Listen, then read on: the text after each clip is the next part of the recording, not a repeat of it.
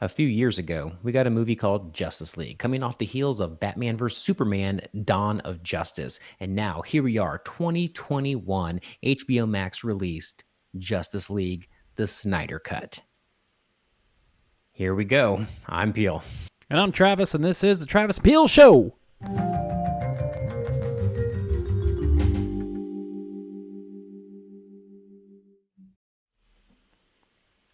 So Travis, Justice League Snyder Cut came out on HBO Max, and we finally got a chance to watch it. I just finished watching it. I started it last week when it came out, and here I am finally.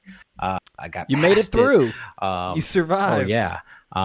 I did do it in segments. It was broken up into chapters this time, and just so everybody knows, we are just kind of go right into spoilers because this movie is already It's an old been movie. seen, and now it's just a revamping and a different telling of kind of the same scenario. I watched it in segments, and went ahead and got through it and everything. So yay, I finally finished. How did you view the Snyder Cut? 2 sittings, 2 healthy 2-hour apiece sittings. This was I didn't know what to expect going into this. I'll be completely honest with you. I thought Man of Steel I thought was pretty great. I enjoyed it. Batman versus Superman, I have issues, but overall it's a positive on my comic book movie scale. Like it is. Like I there's a lot more about you can definitely BVS. put it on a positive. There's more I like about BVS versus how much I hate. So now Justice League, when that came around, I thought that was just absolutely phoned in. Now I understand Zack Snyder in the middle of filming lost his daughter.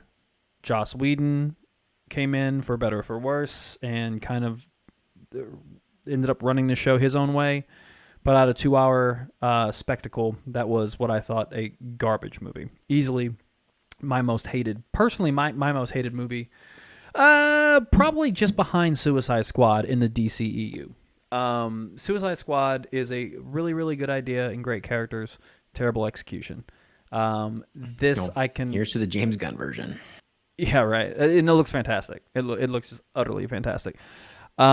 So going into Justice League, the Snyder Cut, I wasn't too enthused because of the fact that Justice League didn't hit the mark for me. It didn't come close.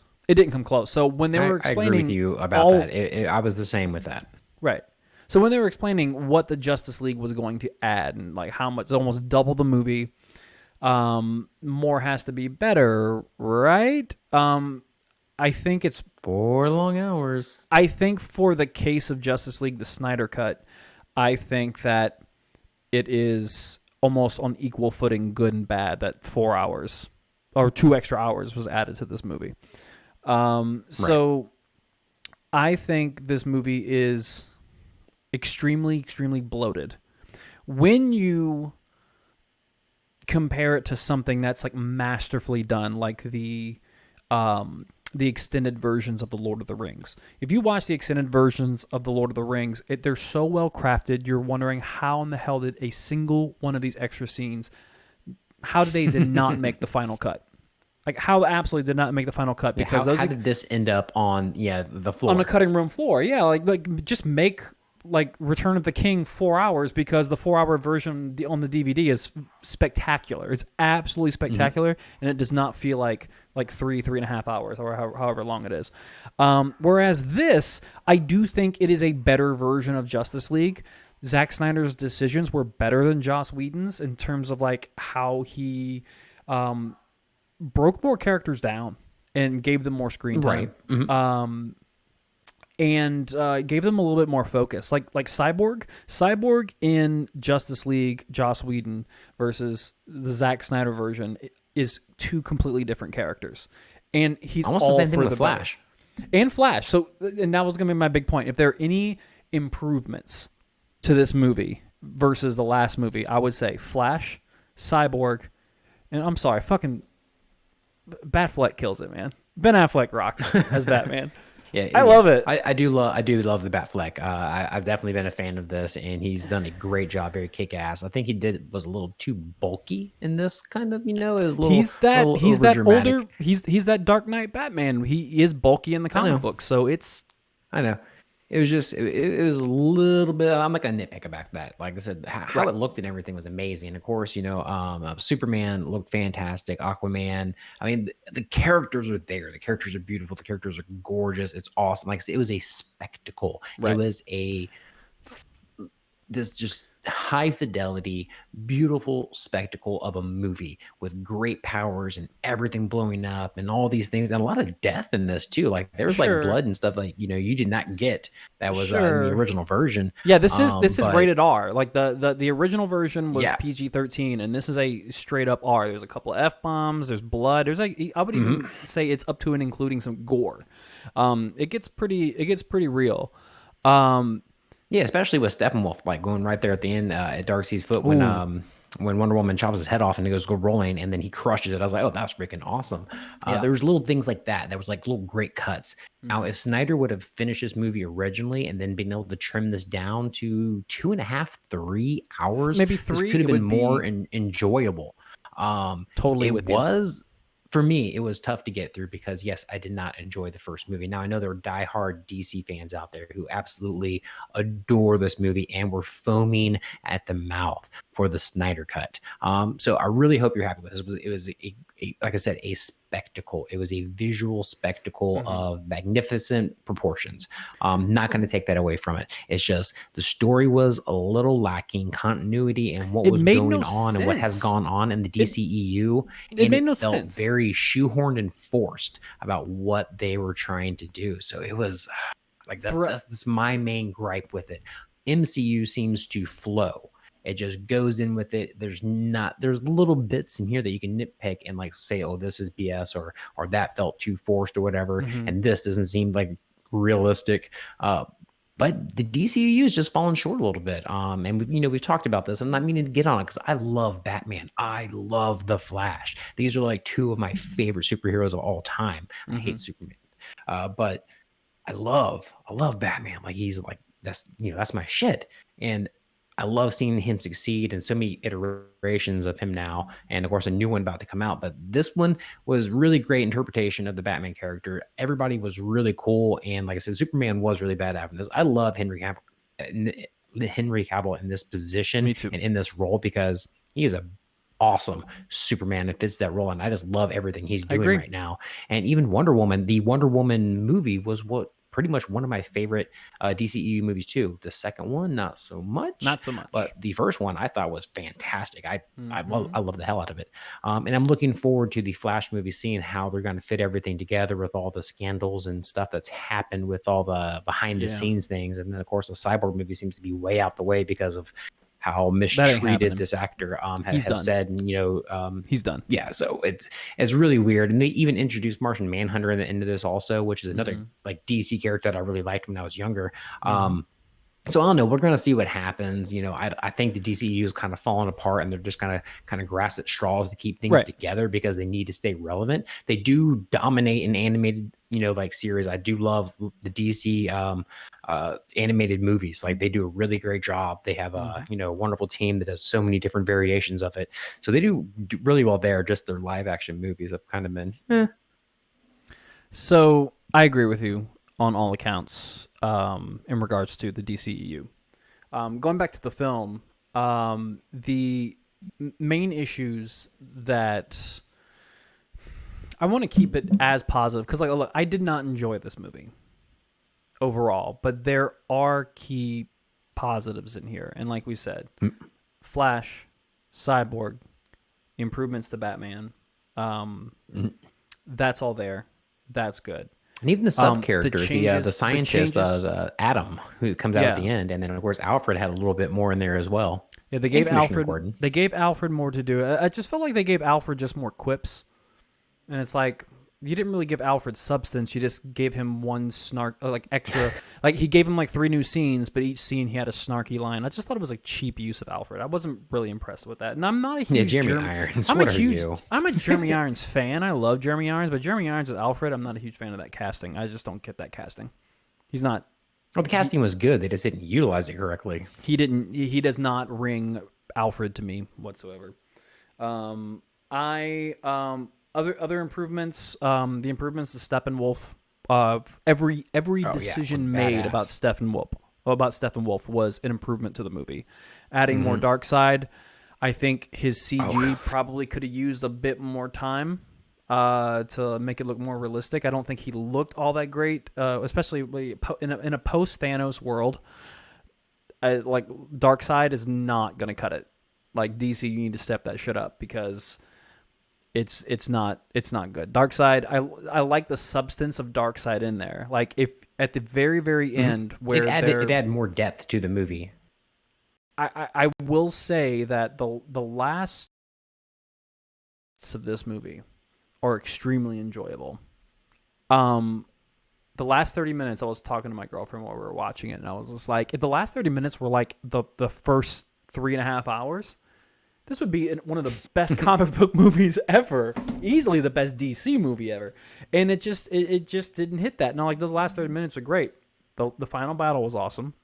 The final resolution was really great, too. The stare down in between the portal with the Justice League on one end and Darkseid on the other end. They know they're going to hit.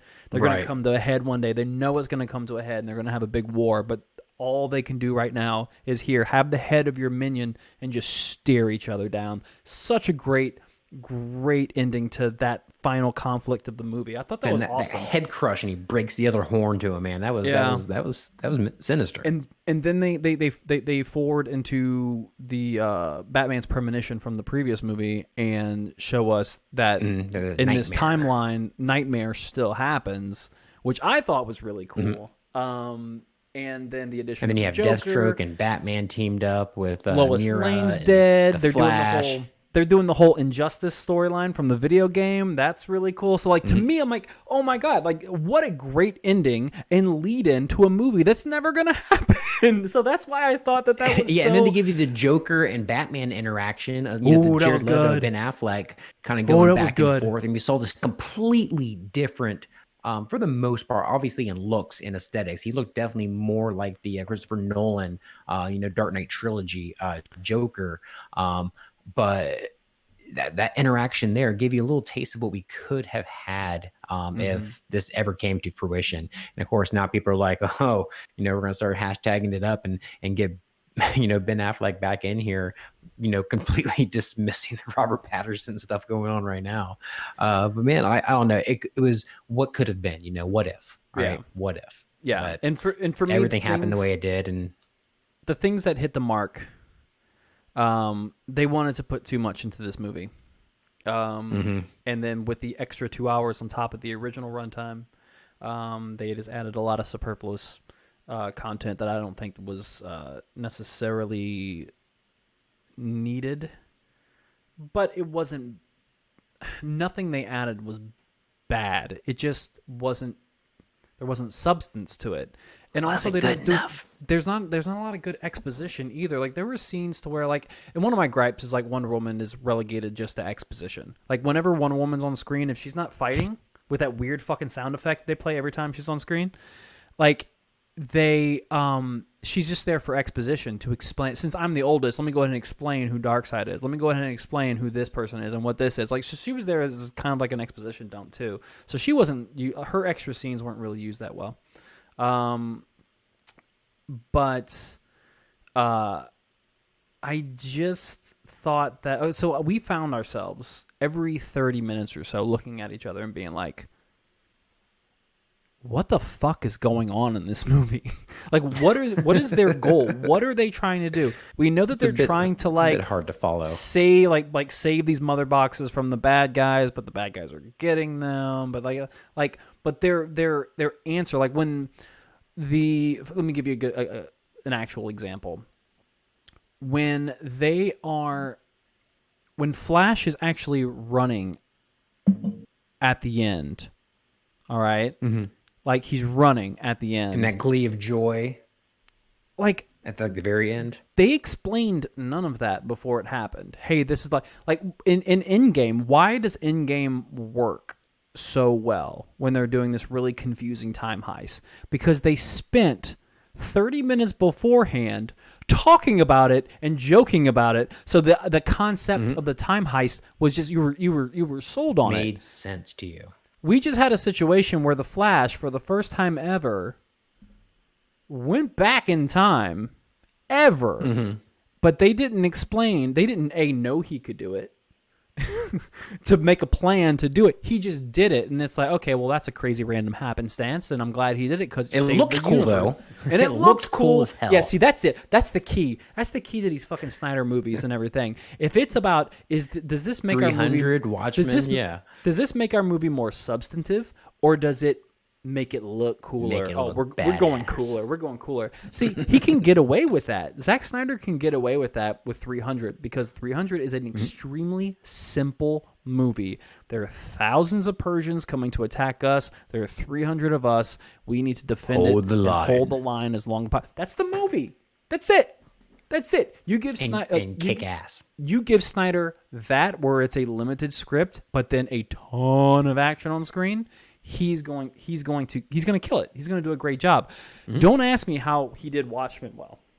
I don't know. Did a great job with Watchmen. I have my I know issues you with have a Watchmen. gripe about it. I have my I know you gripes. have a gripe. They don't follow the comic book very strongly at the end, which I think It's is still a good movie. But it is a I fantastic adaptation. Never read The Watchmen beforehand or knew anything about it. But when I watched that movie, I was like, holy crap. And then that made me go back and go through the graphic novel. You had a pretty good idea after watching the movie what the graphic novel was about. You had a pretty good idea. Yeah. And that, once again, visually stunning. Just like he's great at visually stunning, complex stories. Not so much. Yeah. No, I agree. But hey, it is what it is. Like he did a great job ultimately with this film. It was better than what we got. Like if this would have came Better out than we got. a couple years ago, different story. I've been like, hey, that was actually a pretty cool movie. It was pretty damn long, but that was pretty agree. cool. But since I already kind of saw the Fisher Price version of it, I was like, yeah.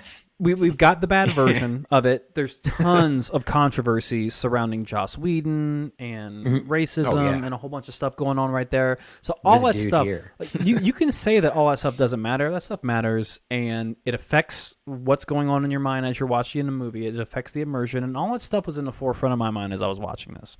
I could never unhook with the history of the Snyder Cut the entire time I was watching this. So it has its issues. It's not perfect. It makes Justice League OG a better movie. I was just bored half the time. Justice League Snyder Cut's not bad, but like take the lowest form of a Marvel movie. That's probably a bad thing because if you say like Thor 2, which is not great, but still like Dark World. Thor: The Dark World is a bad Marvel movie, but a good superhero movie. Does that make sense? Does that make sense? It's still a good superhero movie. Because but with the Marvel's Marvel put out, it's bad. success plan at that time, it was not what you were expecting from a Marvel movie. Go back post WandaVision. It was still awesome. I still liked it. Go back post WandaVision and watch Thor 2. It's good. It's good. I like it. I thought it was good then. Everybody gave it great, but yeah. So that is what it is, man. So Justice League, Snyder Cut. Was it worth it? You got our opinions. Let us know in the comments what you thought about the Snyder Cut and overall the DCEU. I know we do got some fans out there, so I definitely want to hear some gripe from you guys about this. And from anybody else who agrees with us, let us know what you thought about the Snyder Cut that came out on HBO Max. And Travis, take us home, man. All right, guys, if you enjoy the show, please let us know by liking, sharing, and subscribing. And also, if you want to be a part of the conversation, hop onto either right now here on YouTube, pop a comment, or you can hit us up on our Facebook page. Our community is 110 strong and growing every single day, and we would love to add you to the conversation. So let us know what your thoughts are on the Justice League, like I said, either in YouTube or Facebook, and we would love to hear from you. Feel? Travis. I guess we're done. Take care. And you some bitches have a Justice League amazing 4-hour day. Excelsior. I don't know where we're going.